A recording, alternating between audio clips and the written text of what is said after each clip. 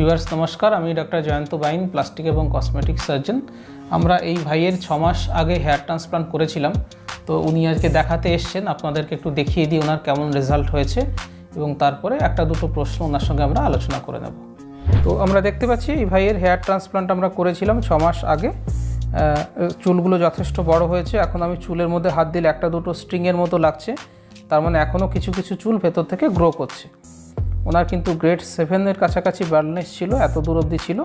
আমরা সামনের এরিয়াতে দাড়ির গ্রাফট এবং মাথার চুল দিয়ে মিশিয়ে দিয়েছিলাম এবং পেছনের এরিয়াটাতে শুধু মাথার চুলগুলো দেওয়া হয়েছে। আমরা একটা মডারেট রেজাল্ট কিন্তু 6 মাসে ওনার ক্ষেত্রে দেখতে পাচ্ছি। তো আপনারা দেখলেন এই ভাইয়ের রেজাল্ট মোটামুটি ভালোই হয়েছে। 6 মাসের রেজাল্ট এটা।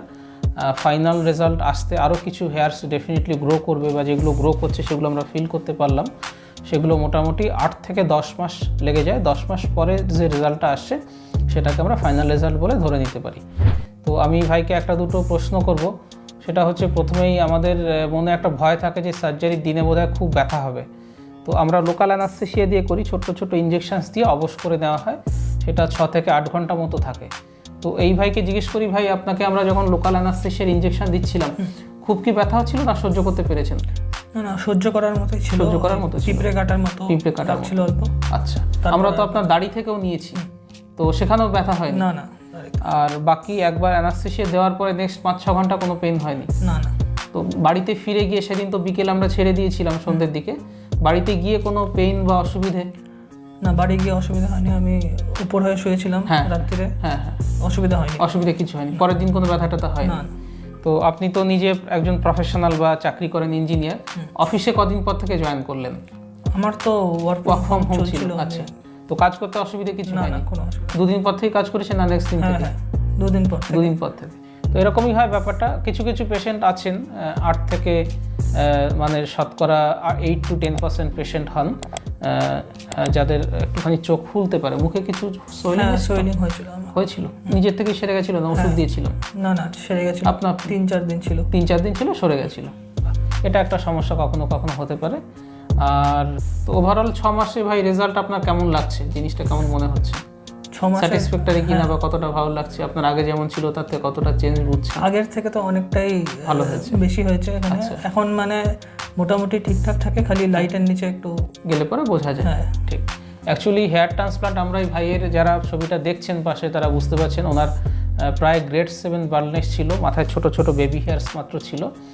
তো আমাদের অনেকটা বড় এরিয়া, আমরা প্রায় পুরো এরিয়াটা কাভার করেছি।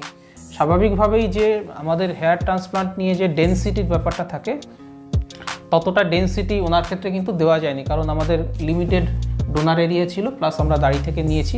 বাট স্টিল যেহেতু পুরো এরিয়াটা কাভার করতে হয়েছে। আর তাছাড়া হেয়ার ট্রান্সপ্লান্ট সার্জারিটা অ্যাকচুয়ালি ডেনসিটি বাড়ানোর সার্জারি নয়, এটা আপনার লুকটাকে একটু চেঞ্জ করার বা মডিফাই করার সার্জারি। আমাদের অরিজিনালি চুল 80টার কাছাকাছি পার স্কোয়ার সেন্টিমিটারে থাকে, আমরা হাইয়েস্ট, এবং সেটাও ফ্রন্টাল এরিয়াতে 40 থেকে 45টা দিতে পারি। সেজন্যই বলবো হেয়ার ট্রান্সপ্লান্ট যারা ভাবছেন বা করছেন তাদের এরকমই রেজাল্টই আসবে, বিশেষ করে যাদের গ্রেড 7 রয়েছে। একদম যদি ভাবেন যে একদম ছোটোবেলার মতো হয়ে যাবে, সেটা পসিবল হয় না। এরকম একটা মডিফাইড রেজাল্ট বা মডারেট রেজাল্ট কিন্তু পাওয়া যেতে পারে। এবং আমরা এই ভাইয়ের ডোনার এরিয়াটা একটু আপনাদেরকে দেখিয়ে দেবো।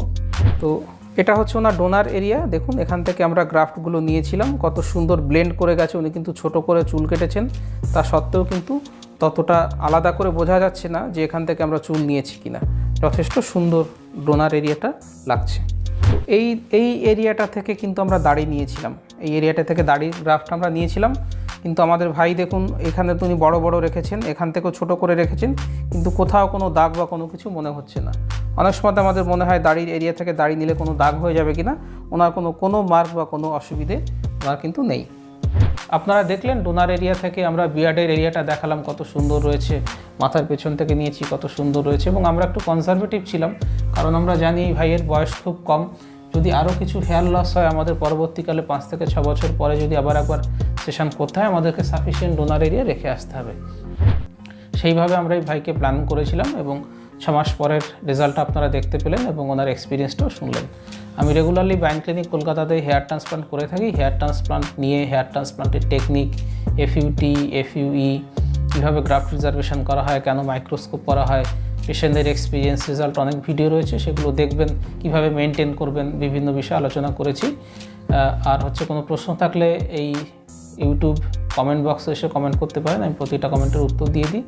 আর হেয়ার ট্রান্সপ্লান্ট করতে চাইলে মাথার খালি হয়ে যাওয়া অংশ এবং যেখান থেকে চুল নিয়েছি বা চুল নিতে হবে ডোনার এরিয়া, ফটো পাঠিয়ে দিলে আমি আপনাদের কত খরচ হবে, কতগুলো গ্রাফট লাগবে, সমস্ত ডিটেলস বলে দেবো।